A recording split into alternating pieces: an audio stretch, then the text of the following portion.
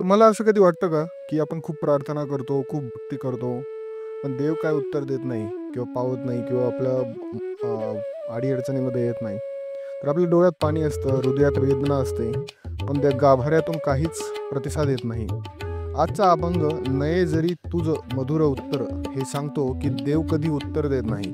पण त्याचा अर्थ असा नाही, की तो ऐकतच नाही.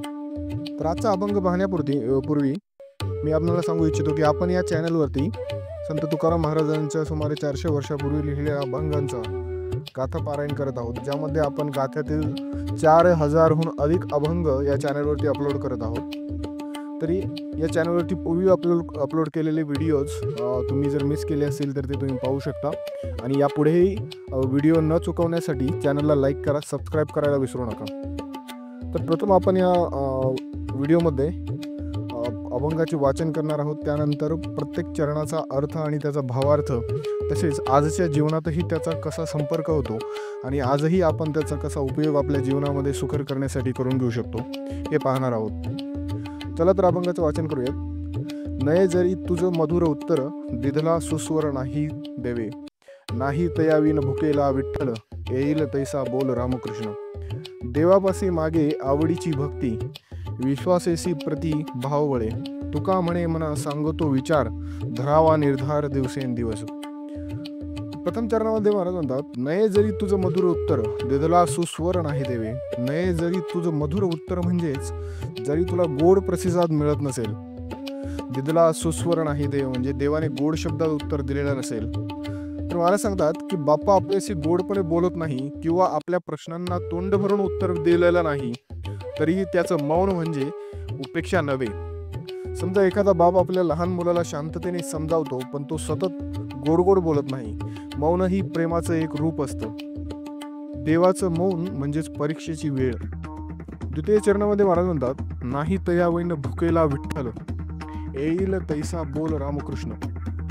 नाही तयावन म्हणजे त्याच्याशिवाय नाही, भुकेलेला म्हणजे देव भुकेलेला येतो. येईल तैसा जसे जमेल तसा, बोल रामकृष्ण, देव रामकृष्णाचं नाव.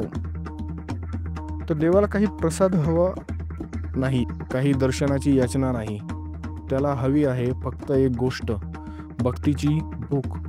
जिथे एक भूक आहे तिथे तो हळूहळू येतो.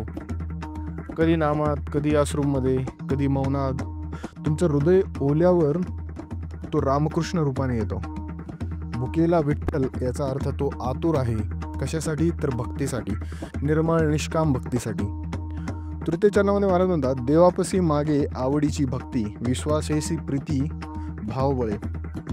आवडीची भक्ती म्हणजे आत्म्यापासून निघालेली किंवा प्रेमळ भक्ती किंवा निष्काम भक्ती, मनातून अंतरात्म्यातून निघालेली भक्ती. विश्वासेसी प्रीती म्हणजे परमश्रद्धा, परम विश्वास. भावबळे भक्तिभावातून आलेली शक्ती. म्हणजे काय मागावं देवापाशी? तर भक्ती मागा, श्रद्धा मागा, भाव मागा. जेव्हा भक्ती आवडीची असते, जिथं शुद्ध भावना असते, तिथं विश्वास अढळ असतो, तिथं देव स्वतः आकर्षित होतो. ही भक्ती म्हणजे कुठलाही लोभ किंवा स्वार्थ नसलेली मनाची अर्पण वृत्ती असते. आज आपण मागतो पैसे, यश, धन, स्थैर्य, पण महाराज सांगतात की देवा मला भावाने ओतप्रोत भक्ती दे, मला पैसा, धन, संपत्ती नकोय. चतुर्थी चरणामध्ये महाराज म्हणतात, "तुका म्हणे मना सांगतो विचार, धरावा निर्धार दिवसेंदिवस." मनात सांगतो विचार म्हणजे मनाशी बोलतो, मनाला सांगतो किंवा विचार करतो. असा निर्धार धर, असा ठाम निश्चय कर की रोज आणि सतत.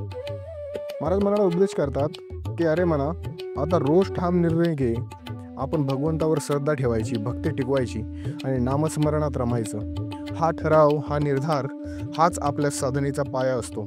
मित्रांनो, आपलं मन अनेकदा गोंधळतं, मागे जातं, पण आपल्याला पाहिजे असा ठाम निर्धार, मी हरिभक्तीत चालणारच, असा करत नाही. या अभंगात महाराज आपल्या अंतरात्म्याशी संवाद साधतात. तो संवाद फक्त संतांचाच नाही, तो आपल्याही मनाचा आरसा आहे. देवाने उत्तर दिलं नाही तरी तो आहे. भक्ती हवी त्याला प्रसाद नव्हे. मौनातही देव भेटतो आणि श्रद्धा, निश्चय, भक्ती हेच आपलं खरं मागणं आहे. भक्ती म्हणजे देवाला समजून घेणं आणि स्वतःला झुकवणं. तर मित्रो, आजपासून रोज ठरवा, देव मला गोड गोड बोलत नसेल किंवा माझ्या प्रत्येक याच्यामध्ये येत नसेल, पण फक्त तू माझ्या अंतःकरणात वस.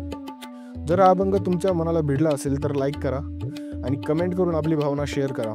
चॅनलला सबस्क्राईब करायला विसरू नका, कारण आपण या चॅनलवरती पूर्वी सांगितल्याप्रमाणे महाराजांचा संपूर्ण गाथा अपलोड करत आहोत. तर एकही व्हिडिओ मिस न करण्यासाठी चॅनलला सबस्क्राईब करायला विसरू नका.